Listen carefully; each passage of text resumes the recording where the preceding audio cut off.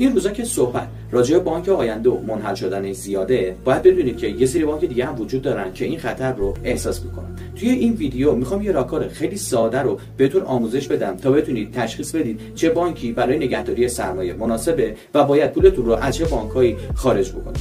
قبل از شروع ویدیو میخوام ازتون که حتما کانال رو سابسکرایب کنید و با لایک کردن این ویدیو از محتوای ارزشمندی که براتون ساختیم حمایت کنید. شاخص کفایت سرمایه یکی از پارامترهای اصلی برای بررسی سلامت مالی یک بانک شاخص کفایت سرمایه است. به زبان خیلی ساده این شاخص میگه که یک بانک چقدر توانایی داره تا در برابر بدهی‌ها و ضرراش مقاومت بکنه.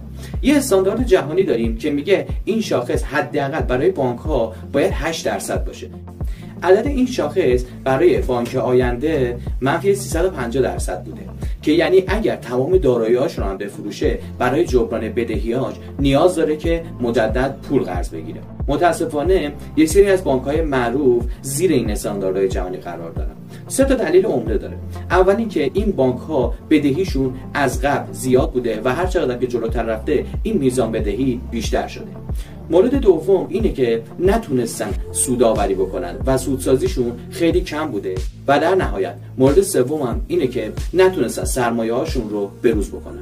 جلوتر من لیست کامل این بانک ها رو با درصد شاخص کفایت سرمایه براتون میذارم، کامل اون رو بررسی بکنید. یه سری توضیحاتم براتون قرار میدم که خیلی بیشتر میتونه بهتون کمک بکنه تا این موضوع رو درک بکنید. تو لیستی که براتون میذارم کنار یه سری از بانک ها عددهای منفی میبینید. اون عدد منفی یعنی که اون بانک بیشتر از سرمایه‌ای که داره ضرر و بدهی داره و نمیتونه پوشش ریسکش رو انجام بده. اگر تا اینجای ویدیو همراه من بودید ممنون میشم که حتما کانال رو سابسکرایب کنید و این ویدیو رو برای دوستانتون ارسال کنید.